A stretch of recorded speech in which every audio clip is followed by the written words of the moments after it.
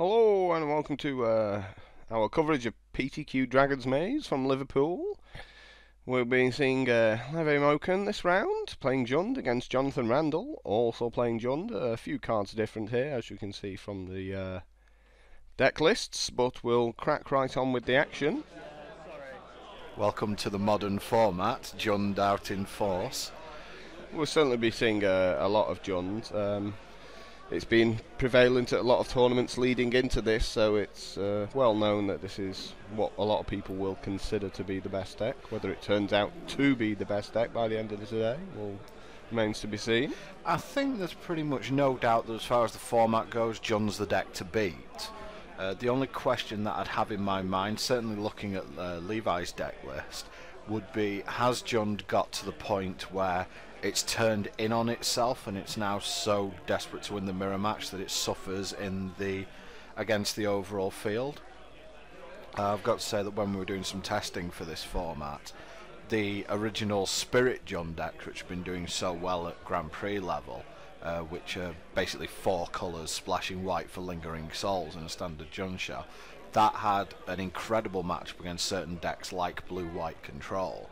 However, because Jund has turned in on itself somewhat at this point trying to win the mirror match, it may be a case where the decks have weakened themselves overall against the field.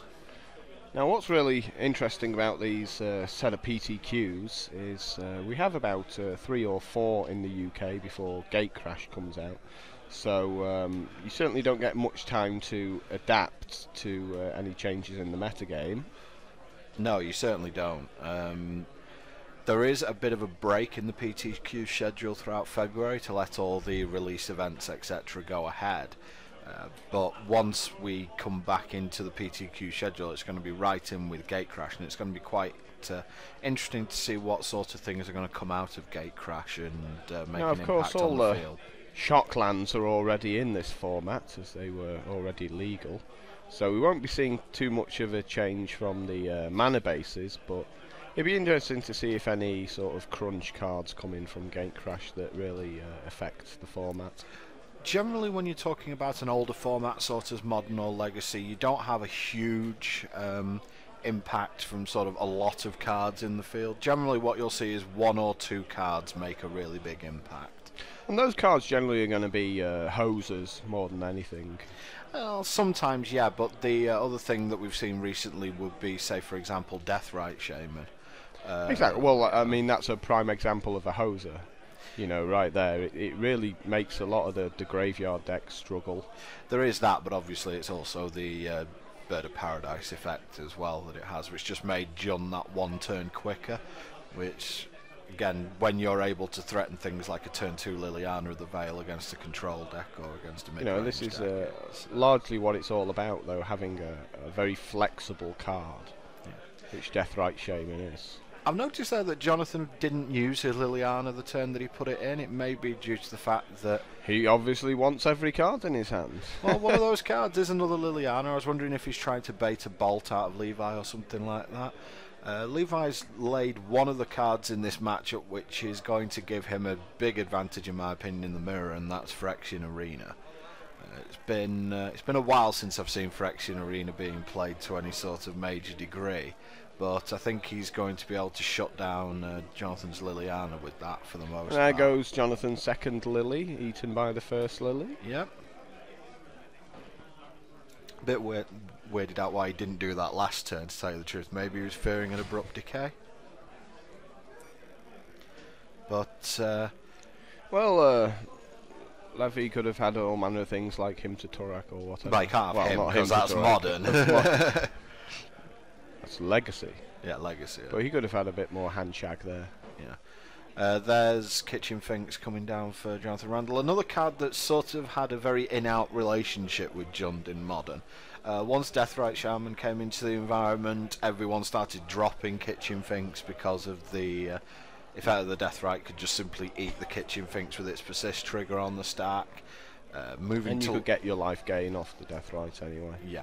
Also moving to Lingering Souls as well, but now it appears like John's gone back the other way and it's just got rid of the Lingering Souls base. Mainly I imagine for the sake of its mana more than anything else, and gone back to the kitchen sink style builds here. It's very sort of it's very interesting just watching sort of the evolution of Jund throughout the format. And I'm sure. Well, we often say the UK metagame's about a month behind the rest of the world when it comes to stuff like this. There is potentially that. It also depends how much people have got things in shiny. I mean, as you can see, Levi's doing his best to come up with. He's doing his best trying to blind our camera with foils, if he can do.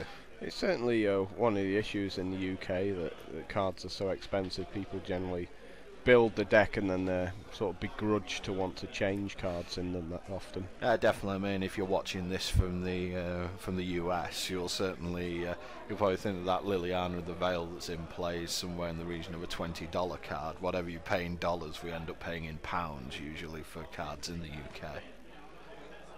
I think we're going to see the two Finxes trading here more than likely.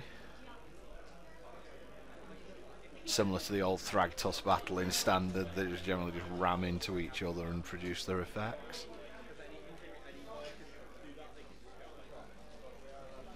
As you can see here, it's like Jonathan does have the Liliana of the Veil on the board, but that Phyrexian Arena is just drawing Levi more and more cards throughout the game, and I just think that he's in a pretty good position overall here. I mean, the main reason for playing it is that it does the same thing as Bob. Just not as easy to remove. The only thing that can remove it are the abrupt decays, of which Jund is going to play between 2 and 3 usually. I mean, it's abrupt decays are 4 of usually only in Legacy. I think that in Modern you're going to see a sort of split between abrupt decay and terminate. Mainly you kind of have to play 4 in Legacy due to the counter top decks. Yep, but also due to the fact that manlands play such a more predominant part in Modern, you have to be able to kill the manlands. So if you're unable to, because Abrupt Decay can't kill them, you have to play some terminates in. So Jonathan's just trying to get one of his guys to actually stick on the board here, and Levy's just drawing enough gas to keep them off. Yeah, I mean, when you're drawing 2 cards a turn with Jund, it's such a removal heavy deck that he's going to be in good position. Nice top deck for Jonathan there, just getting rid of the Phyrexian Arena. But for the first time today, we're going to spin the dice on a Bloodbraid Elf. This won't be the first time this won't be the last time you'll see it, I'm sure. It's definitely the card Jund wants to see more than anything else. Absolutely, and this is sometimes how the matchup kind of degenerates. You end up with both players playing off the top, and if one of them's got a Dark Confidant or Phyrexian Arena in play, or just gets lucky with a couple of Bloodbraid Elf draws. Yep.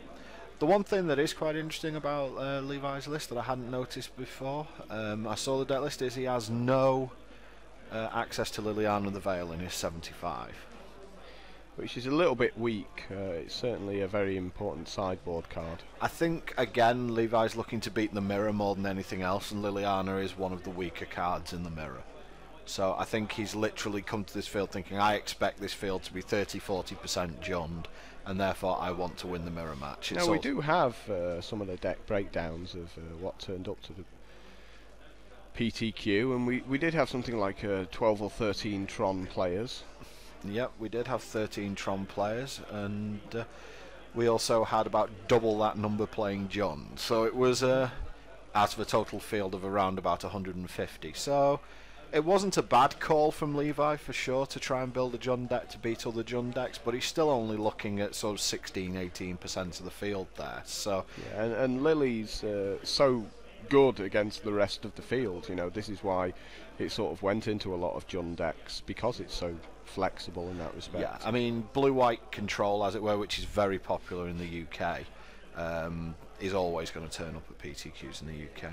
Anyway, Jonathan just threw a Thoughtseize there, trying to get a bit more information on Levi, and then packs it in for this game.